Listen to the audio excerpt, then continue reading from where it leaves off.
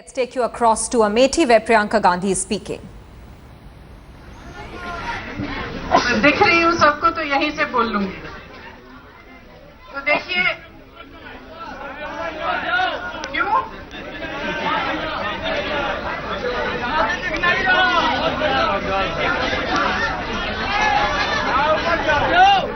अब सुन लो वहीं से। तो चुनाव है 7 तारीख को। चुनाव के विषय में मैं बात करने आई हूँ। राहुल जी ने भेजा है, वो देश भर में प्रचार कर रहे हैं, खुद नहीं आ सकते। कुछ चीजें मैं अच्छी तरह से आपके सामने रखना चाहती हूँ ताकि चुनाव के दिन आप उनके बारे में सोचें और जब आप अपना वोट डालने जाएं तो ये बातें आपके मन में रहें। तो आप सब मेरे पिताजी को जानते थे। राजीव जी आपके सांसद थे। 1980 से 91 तक आपके सांसद रहे। उस समय में आपने खुद देखा था कि अमेठी की कितनी तरक्की हुई। तो वो तरक्की इसलिए हुई क्योंकि राजीव जी का एक नजरिया था जो सिर्फ छोटे दायरे में नहीं देखता था, सीमित नहीं रहता था। वो जो विकास आपके लिए कराना चाहते थे वो सिर्फ सड़कों तक, बिजली के खंभों तक सीमित नहीं था।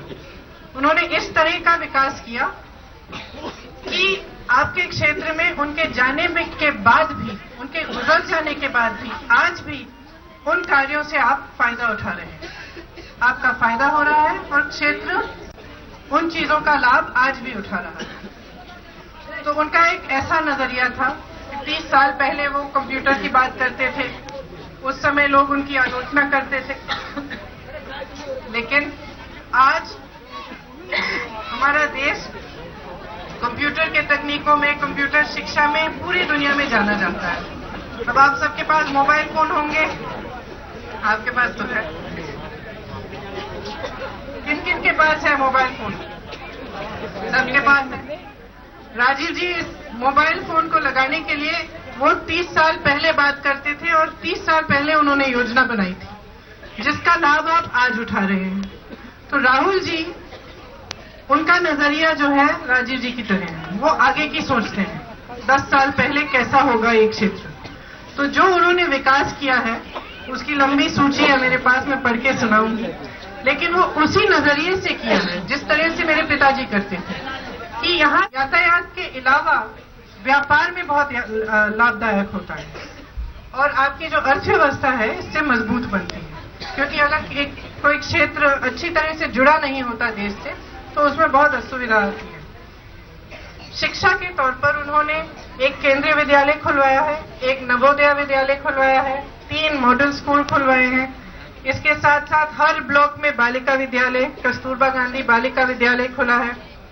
लेकिन इसके अलावा उन्होंने सोचा कि मणिपाल और पुणे गए थे, वहां पे उन्होंने देखा कि कई तकनीकी इंस्टीट्यूट जब एक जगह इकट्ठे होते हैं तो उस जगह की अर्थव्यवस्था बहुत बढ़ती है, मजबूत बनती है। तो उन्होंने जायस और फुर्सतगंज के बीच में IIIT, FTDI, पेट्रोलियम इंस्टीट्यूट जैसी बड़ी संस्था वो खुलवाई। आज अगर आप जाएंगे तो आप उनकी इमारतें देखेंगे और आप FTDI खुला हुआ है, IIIT भी। इससे न सिर्फ आपके नवयुवकों को शिक्षा की मौके मिलते हैं, लेकिन आसपास की जमीनों की कीमत बढ़ती है, छोटे छोटे व्यापार उभरते हैं। जो लोग शिक्षा के लिए देश भर से वहां आते हैं उनकी सुविधा के लिए नए नए व्यापार आते हैं। तो इससे भी अर्थव्यवस्था बहुत मजबूत होती है। फिर जगदीशपुर में एक फूड पार्क बनने जा रहा है।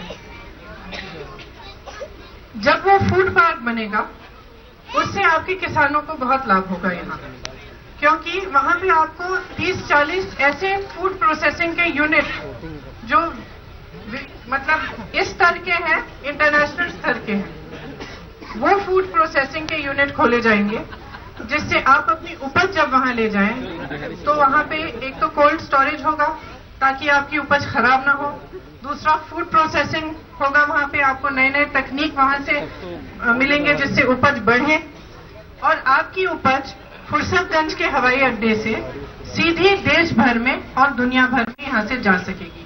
इससे जो कीमतें आपको मिलती हैं आज कीमत मिल रही है उपज के लिए उससे कहीं ज्यादा आपको मिलेगी। तो इससे आप किसानों का बहुत लाभ होगा पूरे क्षेत्र में, सिर्फ इस क्षेत्र में नहीं लेकिन आसपास के क्षेत्रों में भी लाभ होगा।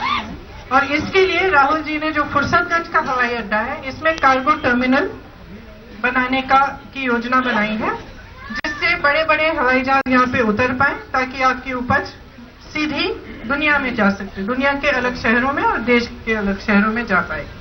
तो ये सब विकास के काम राहुल जी ने करे हैं।